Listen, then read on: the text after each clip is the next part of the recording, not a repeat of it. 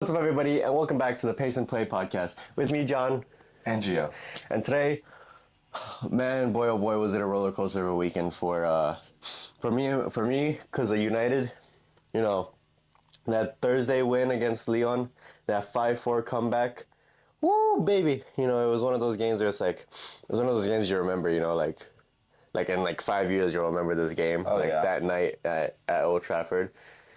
And then we lost to Wolves, which I predicted we'd win because Wolves are even lower than us and even worse than us. Yeah. And I watched the game, and it was complete opposite of what I saw against Lyon. Against Lyon, you know, the players were focused. Yeah. They were motivated. They were you really saw like effort. And then against Wolves, it was more of a.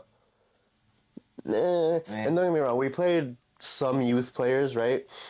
But I still think we played enough first team players to have won that game, if you know what I mean. Yeah. We definitely played youth players, and I'm completely fine with that. I was completely fine with obviously prioritizing the Europa League, but with the amount of first team players that we did play, I would have expected at least a draw against Wolves. Yeah. I don't know. For me, it was a roller coaster of a week for Manchester United, and now I genuinely don't know what to predict. What to predict for the against Bournemouth, because we play Bournemouth this Nice. weekend. Yeah. What about Chelsea's weekend? Well, I predicted a draw, and we scratched a win. So that's always good, being proved wrong, but in the right way. Overall, I'm still saying, man, we still need to take more advantage of the chances that we're being given. There's a bunch of crosses being sent into the box that, for the most part, there really isn't, like, Nicholas Jackson isn't going to be able to head them in. So You don't have like an out-and-out striker. exactly, we don't have enough of an out-and-out striker to take advantage of those chances.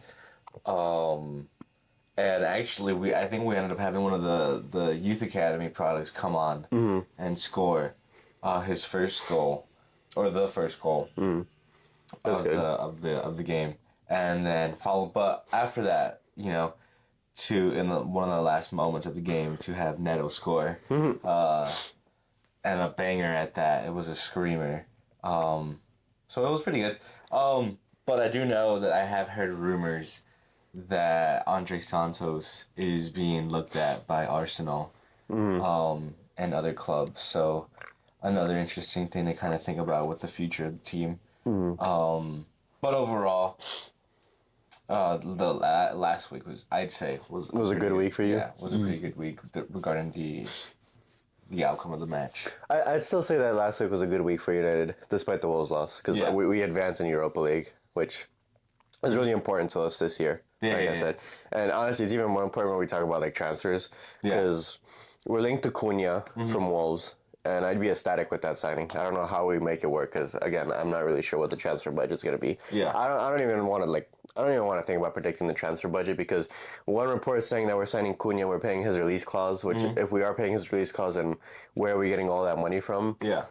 But then another report saying, oh, we can't afford Osimhen because like that's too much money. And I'm like, well, Osimhen and Cunha basically cost the same thing at the end of the day. Yeah, essentially. So if we have enough to sign Cunha, then why not Osimhen? Because if it were down to me, I'd sign Osimhen over Cunha. Absolutely. Because I think we need a striker more than a cam. We need a cam, very important, but we need a striker more than a cam. Yeah. But then now we're linked to both, and like literally today, Fabrizio Romano's reporting that Manchester United are looking to sign Osimhen despite being in the Champions League or not, and everything. And then there's still this Delap story going around, Liam Delap from Ipswich. Yeah. And it's just like. I genuinely it doesn't look like there's any structure to our transfer window. Yeah. Like it doesn't look like that we're trying to do. Like it doesn't look like we're prepared. Like it looks like we have like a list, and it's okay. If we qualify, we go for this guy. If we don't qualify, we go for this guy. And it turns into my fear is it's gonna turn into one of those seasons where it's like we wait so long to try to buy this player that he moves on to another team, and then it's like, okay, well now we gotta scramble for plan B or plan C. Because Plan B might have moved while we were trying to get Plan A. Yeah. So it's like, I don't want that again. Like, I don't want to wait until July, August to see players sign for Manchester United. I want signings at the beginning of the window. Like, season ends, window opens, this guy and this guy are coming in. And then, okay, we could focus on other players. But the two main targets, the cam and the striker, I want them in, like, as soon as fast. possible. No, absolutely. now with these next fixtures, what are you kind of? So, our next fixture is Bournemouth, but it is the week of when we play our first semifinal leg Okay. against Athletic Club. So I'm unfortunately, like I said, I want to win every game, but I'm going to predict a loss against Bournemouth because I genuinely think Ruben Amorim knows that time's up on the Premier League. Okay. Like, there's just no point in it. I think the ownership, hopefully, is coming to that conclusion this season. As well. Yeah. So I would say we're going to lose against Bournemouth because I think we will play a heavily rotated team. Like, I Okay. think we will see Victor Lindelof again, which... At least you're realistic about it. Yeah. In my opinion, I think we will see Victor Lindelof, and I think Victor Lindelof in the back is checked out. Like, I think he knows that it's over for him at United, so he's not putting his head into tackles or putting his foot into tackles like the Lenny Oro did that one time where he just threw his head in. Yeah. So I think we will lose against Bournemouth, but I think we will win against Athletic Club because I think we will have a fresh squad Yeah. You're focused more on the Europa League. Yeah. Okay. I'll predict depending on how rotated it might be a massacre. I'm going to predict like a 3-0 loss. 3-0 loss. Unfortunately, yeah. Okay. No, not bad. Chelsea is facing Everton, and previously, earlier in the season, we did go against them, and we did draw against them. So I would hope that with the recent performances that they've had, that we at least Win. Because I think they've only won one of the last 5 games. So, based off of that run of form, I'm predicting a win. But it's going to be a narrow win because at least same thing with this game against Fulham, a lot of issues at the back. I think if it wasn't for the first goal being offside, they would have scored within like 3 minutes. So, Yeah. So based off of that, how our defense has been performing, I'm going to at least say that they're going to score 1 goal. But I would like to say another 2-1 or at least a 3-2. Okay, so you want to win by at least 1 goal. At least 1 goal. But I at least know that we're more than likely going to let 1 goal in. I mean, that's one way to look at it, yeah, for sure. And then you are also through to the Conference League semifinal, right? Yes, but we played that. Is that next this week? Oh, it's next week? Okay, so it's a week behind the Europa League. Yeah. Okay. So it'll be. I'm assuming we're gonna win again in that game, but I have to do some research on the opposite team because that would be very disrespectful. Just I don't know, you will win. Exactly. But safe to say that I am predicting at least a Chelsea win, at least by 1 goal. I think so. For my midweek game, for United's midweek game, I am going to predict that we win. Like I said, just because I feel like we're going to focus more on it, have a well-rested team. Don't get me wrong, Athletic Club, we know how they are in the Europa League. We know how certain Spanish teams are in the Europa League. They just have like that weird, like, aura or ability to do something crazy. Yeah. But I do think we'll win. I think we'll probably win. I think this first leg will be the closer leg. Okay. Right? Like, I think this will be the 1-0 or the 2-1. Or like Is this at home or is this away? If I'm not mistaken, it's away again. Okay. Our first leg is away again. So I do think it'll be like a very close game. And it'll be like a 1-0 or like a 2-1 or maybe a draw, but I'm predicting a win. A win. And then I think at home will be like where we'll see like a bigger gap. We'll see.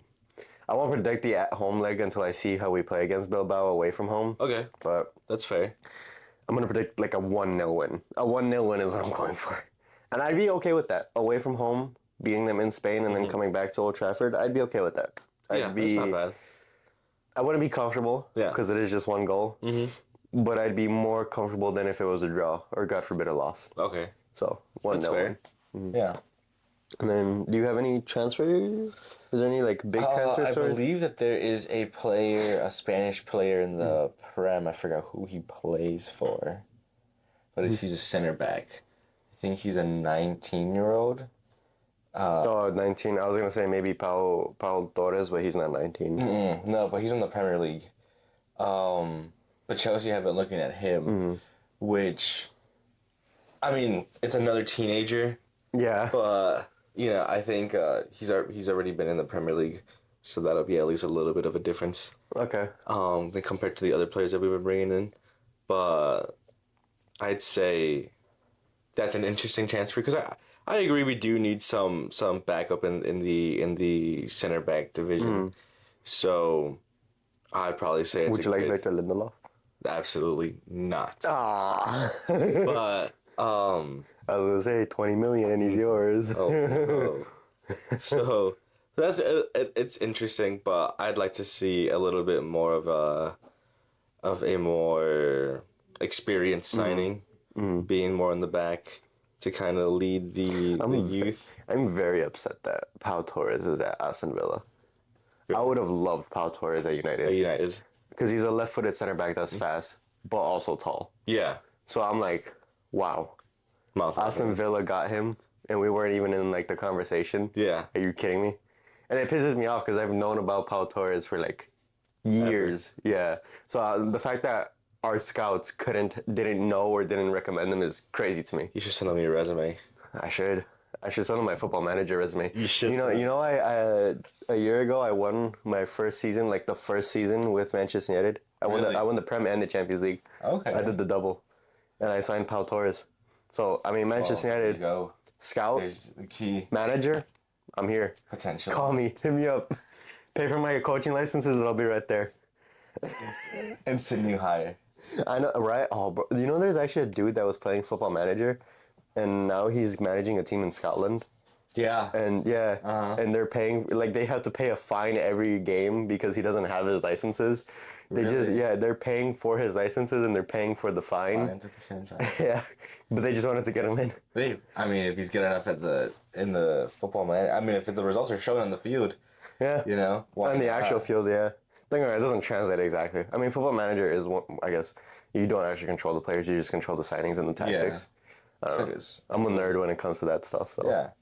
So. But let's talk a little bit about, there's no F1 race, sadly. I know. Unfortunately. I would love for there to be an F1 race, but let's talk a little bit about Jeddah. Because I predicted a Ferrari win and I predicted a Lewis Hamilton win. And I predicted a Verstappen win. But if it wasn't for that penalty, he would have came first. So. Okay, here's my take on the penalty, right? In my opinion, first lap, first corner, heavy racing, because they said it was a mediating circumstances as to why they gave him a 5 second. Because normally that would be a 10-second penalty. Yeah. Don't half-ass it then. It's either you give him the 10-second penalty or you don't give him a penalty. At all. Like, in my opinion, it's first lap, first corner, it's hard racing, don't give the penalty. Yeah, There's I no agree. point. I'd have to agree with you. So the 5-second penalty, obviously, he's not speaking on it as well because of the new code that the FIA had implemented.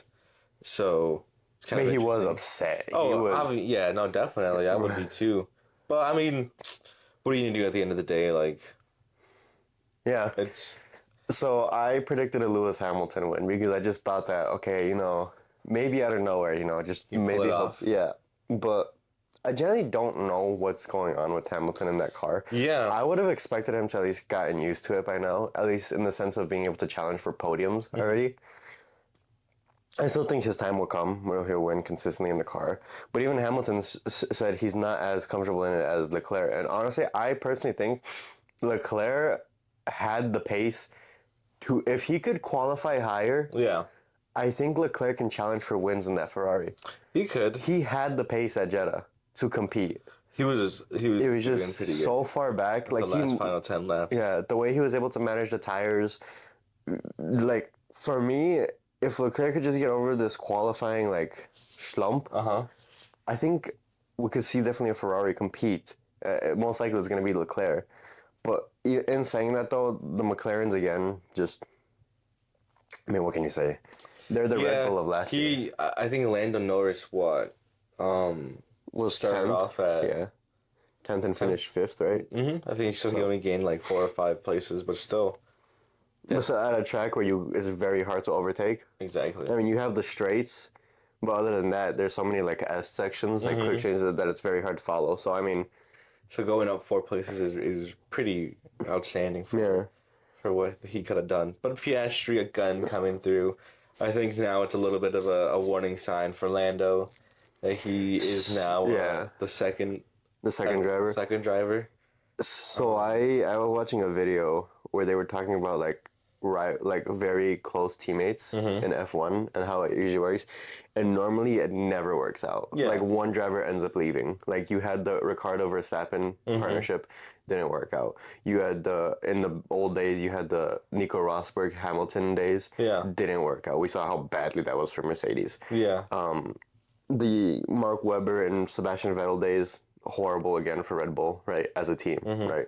So generally, I think if this continues, where both drivers are ultra competitive, I think at the end of this season, or at the very latest, some point next season, McLaren has a discussion with one of them, and one of them moves. You think so? In my opinion, yeah. Who do you think's moving? It honestly depends on who wins this season. Yeah. Like if Oscar wins, I think McLaren will put their eggs in the Oscar basket, and Lando's out. Okay. If Lando wins, I think Oscar's out. Yeah. I just don't think it'll work between like two very close drivers. Yeah, I don't know, and I think if Lando's the one to move, it'll probably be to Red Bull because like we were talking about Verstappen, mad with the FIA, mad like we've seen him like talk about retirement already. I don't think he's gonna retire. I think he'll take like I think he'll maybe take like a year or two off, I agree. and then that opens the door for for Lando to come in. because I think if Red Bull sees that Verstappen leaves, they won't promote a Hadjar. They'll bring in like a Lando Norris or like a someone. Yeah. Like I don't think Red Bull will promote two youth drivers. No, they wouldn't. They'd prefer somebody else. Yeah. But Yuki Tsunoda crashing in the first turn. Who would you think is at fault at that situation? I'd say Yuki, honestly, You think so? because he's in the faster car and he had the, in my opinion, it was his responsibility to overtake safely, Okay. and he did so. Don't get me wrong, he got pushed out. I don't know. It's one of those things where in my eyes, it's a racing incident. Like there's nobody really at fault. Yeah. But if you were to put fault on somebody, I feel like it would be Tsunoda. Yuki? But for me, it's a racing incident. Yeah. I mean, Like I wouldn't. they were all jumbled together, so there was nowhere for them to essentially kind of go. There was that's what I mean. Like there was no.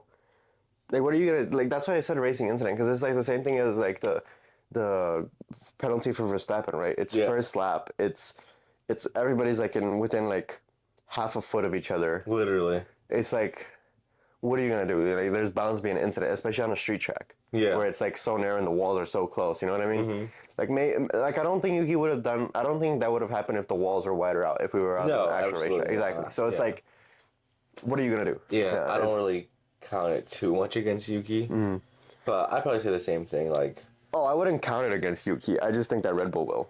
I think Red Bull will look at that and be like, okay, well, TikTok. Time's ticking now. Because Hadjar had a great race again.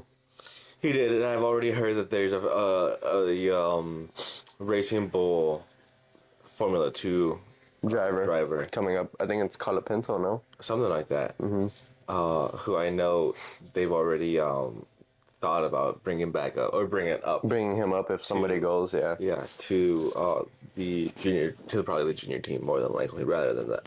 Obviously not. It won't be straight to the Red Bull, but so he'll probably end up being in one of the junior team for the VCAB or it's just crazy. Whatever they are next year. It's just crazy to me that they're already like, because they're prepping for a Tsunoda out situation.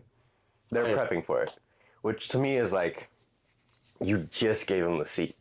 Like you just gave him the seat after Lawson dipped out after 2 races. Yeah. Like the fact that you're already thinking about it is like, whoever you bring in, who's gonna have the time to get used to the car? Like, I'm sorry. Exactly. What is going on? That's my main concern too. Nobody's gonna be able to get used to the car. So what is the future of the seat looking like? Exactly. Unless you just sign like instead of going down the rookie route, you just sign 2 experienced drivers. But even then, they're not gonna be able to Get used to the car. Yeah, just like it'd be the same thing as signing like Ricardo or something. You think so? Yeah, and then him not being able to figure out the car as well as. I don't think Ricardo would go back to Red Bull. No, absolutely not. But I'm saying it's like kind of like Yeah, like signing like one of those veterans. But who knows? Maybe if Piastri does win it and Lando's on the market, and for whatever reason Max does retire because he's like, I'm so sick of this. McLaren fans are gonna be upset about us saying that, but in my opinion, from like the history of F1, right? I've seen, because I've been watching since I was a kid. Yeah. I've seen the Mark Webber, Sebastian Vettel, like days where for Red Bull it was a disaster. For the two drivers, it was fun. I've seen the Hamilton Rosberg era. Yeah. Which was for Mercedes a complete disaster. I mean, taking each other out at Hungary, I think it was. Yeah. I mean, I've seen, so in my opinion, I just don't see if both drivers are that competitive and the car is that equal. No, for me, for a spectator and for a neutral, it's amazing. Yeah. Because I'd love to see like the hard battles between the two racers. But honestly, I just don't want to see I don't want to see it turn into like a politics game again. You know what I mean? Mm-hmm. And you know how like some teams are like, let the driver through? I don't want to see that. Yeah. If both drivers are capable, let them race. Yeah. And if you can, I agree. If you can take the good with the bad, I mean the bad obviously being that you have two really competitive drivers that may or may not tangle with each other, then one driver is gonna have to go. I don't know who McLaren would bring in, but I don't know. Jack Doohan. But yeah, so I don't know. It's an interesting discussion. Let us know what you guys think down in the comments below. And I think on that note, I mean we don't really have any predictions to make. No. Too early. No. Yeah, especially it's way too early to make some. Well, I hope you guys enjoyed this shorter episode of the Pace and the Play. We shall see you guys next week when we will also have F1 races again. I'm pretty sure. Yes, we should. Yeah. Absolutely. So, see you guys. Take care. Stay safe.